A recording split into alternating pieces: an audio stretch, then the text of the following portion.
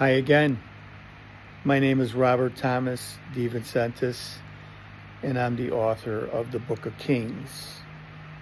And the Book of Kings was written by me over a 30 to 40 year period, and it involves 4 subjects: science, nature, man, and God, and the historical origins of those subjects, from which we get aftermath science. And aftermath science is a science that's an ancient science. In fact, it's the original science, and I'm just an orator of it. It's there. It's always been there, but I'm the proclaimer of it in the century and the era that I live in. I'm going to show you a picture of the book as I do always, and you're more than welcome to buy the book. I think you can get it on Amazon. Today we're going to be talking about science didn't create anything, but it is a gift from God on a small level. I know that's hard to believe, but it's true, and I'll explain that to you. So aftermath science is America's aftermath science and historical formation. In God we trust. That's our country. That's how we came about. And if you listen to my talks, you'll understand that we really were and are a Christian nation. There's an order of events, a chronological order, and I always speak to the chronological order of events, that the earth was made first, then the moon and the stars in one day, and everything else concerning this earth was made after on the different days that follow in creation and spoken of. That's how we know there's an implosion of creation, not an explosion, because God spent the majority of his time not only creating things here, but he also made his abode here. And as we look at the chronological order of all these things that I talk about in the book, you'll find that out. So the first thing God makes, of course, is light. And the sister of light is time, because time, as it strikes the earth, the lights from the luminaries, gives us the times, the seasons, and everything about the book that we have called the Holy Bible. And the church, it gives us information from the beginning until the end. Wow. Okay, so why is science only a very small part of God's creation? Well, we know that science is a gift from God concerning his creation. However, if you read the Bible, it says that God created everything out of nothing. So science to this day believes that science and the things of science brought about everything that you see, but that's not true. So the history of that is never really revealed, and yet God lived here, and the people that knew him, and God proclaimed himself that in his word it says that the world was made by him and the world knew him not. He came unto his own, and that would mean the Jews, and corporately they received him not. But to as many as received him, he gave them the power to become the sons and the children of God, sons and daughters. So that's where we're at today. And of course, if you go to the public schools, where in the last 50 years or so, they've completely eradicated Christianity out of the teachings and everything else in the schools.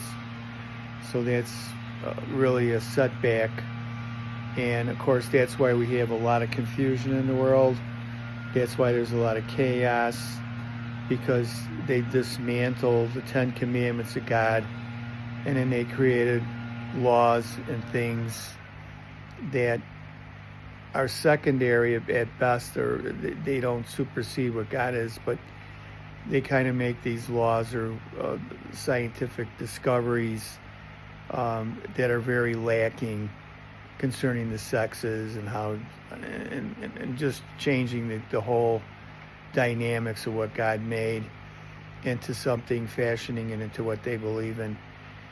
Okay, so if you watch the videos on TV and you get, the different channels, they always show, Science is baffled. They don't know how this place existed or where the people went. They disappeared now, and they were great. They built stuff, and even the pyramids today, they come to realize that they're not things that are the technological things that we know in this world at some point, but it could have been absolutely, because when we talk about man, he was not an idiot. He was already an intelligent being. God gave him his own language. There was a universal language. They built towns. And of course, eventually, as man was dispersed across the face of the earth, they became gather hunters and other types of things, but not so from the beginning. So the chronological order of God shows that man's development from the very beginning was really spectacular. And there was things probably in the old world that were destroyed by the deluge that we still have here, part of the remnants of whatever that was, and we're baffled by it because we don't have the same technologies, but man did not change. I went over this before. There was no intermingling of angels and man and creating super beings and these kinds of things. We're just a carryover from the old world, basically, the humans, and we repopulated the world through Noah and his children, and that's where we get everything. So if you trace man and his DNA, the breakdown of of our human skeletons and everything, they stay the same, because we're the descendants of Adam, who did not come about. Adam and Eve didn't come about again as we do. There was no procreation involved there. God miraculously made them, and then from then on, we become the children of that. So when we look at science, there's a big lacking in the toolbox. In other words, if you go to any scientific schools or whatever, you're going to learn that science brings about science and everything in it, when that's a misnomer, because they can only explain things up to a certain extent, and then they've run into problems. They have to come up with theories and things to fit their description of what it is that they thought is true. But you're kind of captured in these things, and the relevance of God is taken away. So you become a distant person in a view of what you believe God is. In other words, you're having everything else pointing to God, and not in the reality, but through a false science. So that's where we're at in the world. Okay, so what about the Book of Kings? You know, I had said previously that there was nobody like me on the face of the earth, and it wasn't a boast. I'm a contradiction to what people believe in. And, if I said 2 and 2 make 4, that doesn't mean I lack humility, because I know the answer. And on a higher level, when I talk about science and these types of things, it's a 2 and 2 equals 4. And you can follow along, and you can know, and you probably already know some of these things already, but you just haven't really incorporated it into your daily thinking when you look at the creation around you. And then you realize that there's things, there is no ornate brain. It was built into nature. These things were given by God, and they have a predisposition that bring about the same things over and over and over again. So the whole idea of an evolution of something becoming better, or man becoming better, is actually false. Man was already something, and he was incredible and superior in a lot of ways. So when you find things, when you watch your videos on TV and they say, oh, we don't know what the language was, these places are underwater, how could they possibly build the pyramids to the degree of the precision that would be needed by today's technology? It would be almost even nearly impossible. So we don't have the tools that they had. we may not have had the understanding that they had, because the knowledge that was taken into the ark would be a very limited knowledge by a few people. And this happened several times in the history of the world, where man was brought back to ground zero in his thinking. And again, at the Tower of Babel, where everybody was dispersed and the universal language was taken away. So that's when they find languages. They don't know what they were, what they meant. But there was a universal language at one time, and of course, if it was confounded by God, you're never going to know what it really means, because then you can recreate it or something. So there's a lot of things that science tries to find through the history, but they discount the flood. They discount the major things what that's in the Bible that God had explained. So your education is very lacking in a lot of ways, and that's the unfortunate downside of it. And of course, there's people like me or somebody that could be similar in their thinking. However, I said that there's something out that has to be understood, that it's the relevance of those four subjects: science, nature, man, and God. There's a causal connection and a nexus that brings all these things together, and that's what you really need. So if you don't have that, you're not gonna have the understanding. So God, in His revelation, would also have to include the current church. And is that something that's new? No, actually, it was spoken of from the very beginning that God was going to bring about a new covenant. And of course, the end of that conversation ends with Jesus Christ.